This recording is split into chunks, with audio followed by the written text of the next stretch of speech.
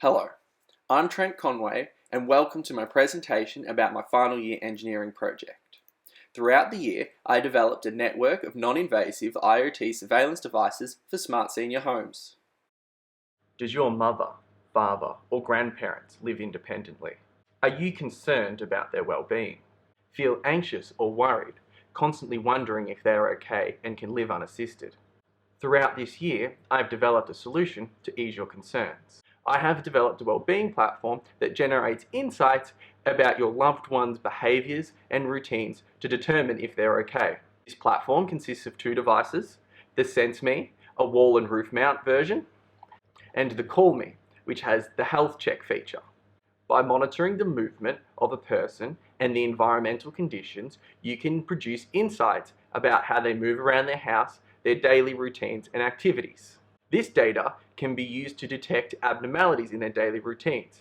Maybe your mother, father or grandparent has had a fall and has not told any carers or yourself, as you're busy people and they didn't want to worry you. Over time, their condition may get worse, they may need more rest, and they may not recover from their injuries. This well-being platform can find and discover abnormalities in their routine and alert you if care is needed. A platform like this is very valuable, giving assurance and peace of mind to the person whose home this is installed in. Using non-invasive monitoring techniques allows your loved ones to feel a sense of security and privacy within their own home, with assurance that their well-being and safety is constantly looked after.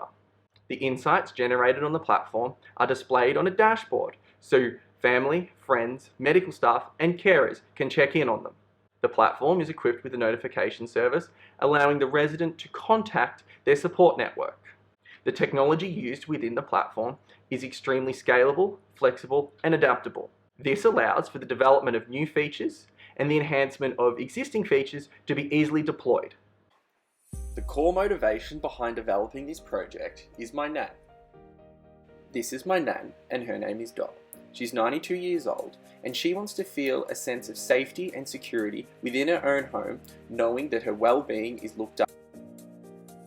To monitor my nan's well-being, I developed a platform that can be deployed in the homes of senior citizens, disabled communities and retirement villages to track their motion and determine insights about how they move around their home.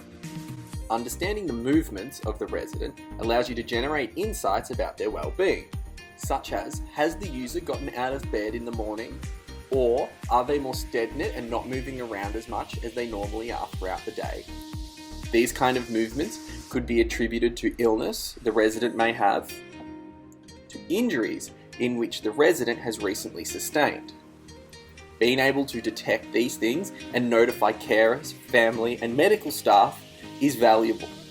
A device like this will give the residents assurance that their well-being is constantly monitored and that they'll be looked after in case of an emergency.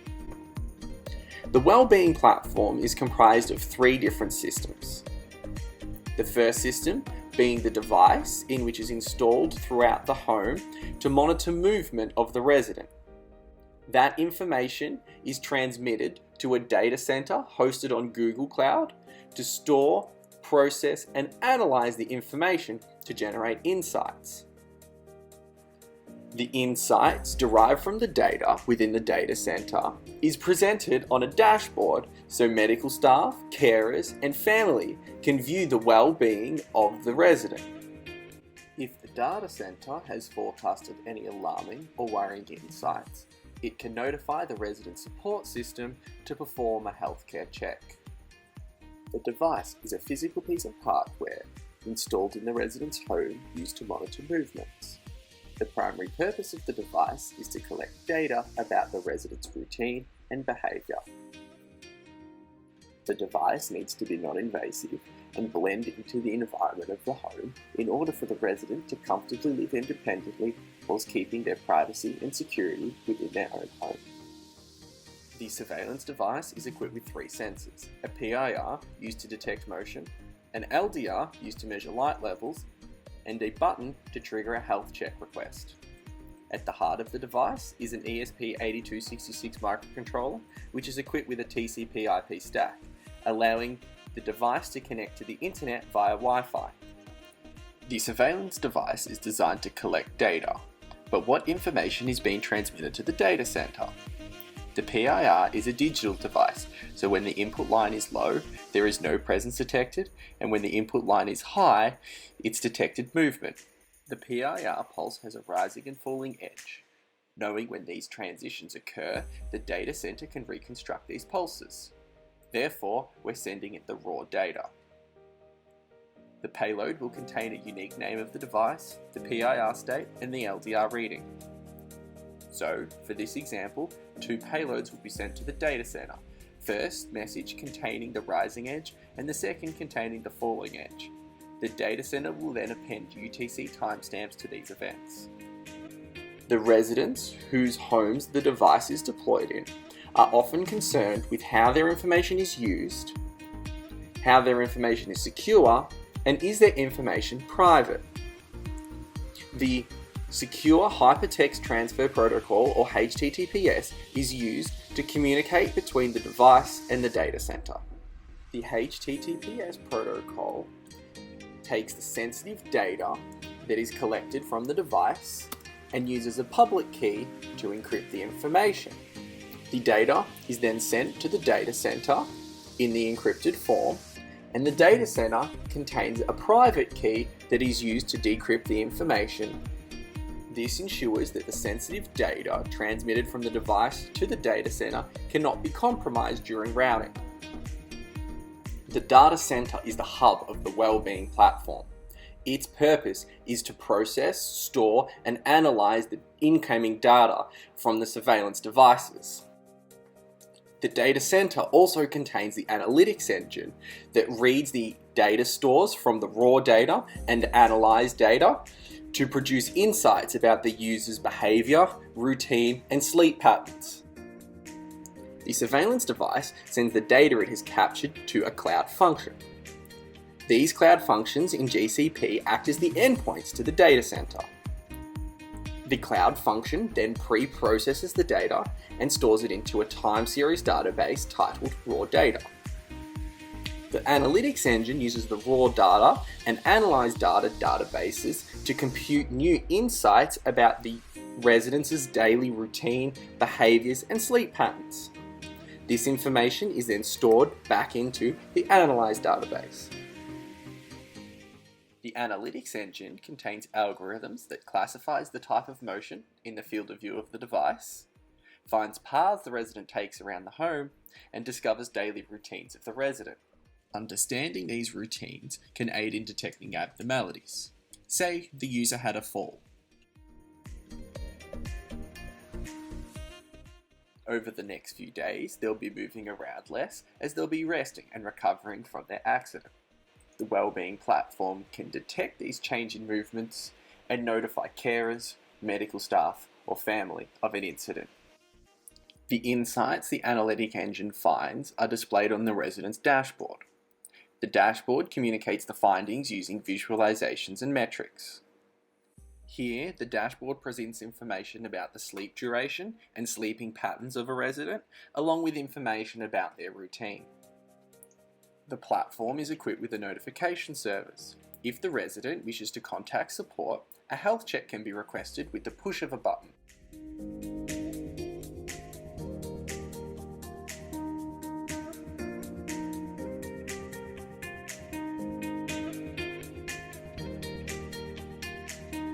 If the resident wants to start a conversation with family or carers, they can initiate a healthcare check.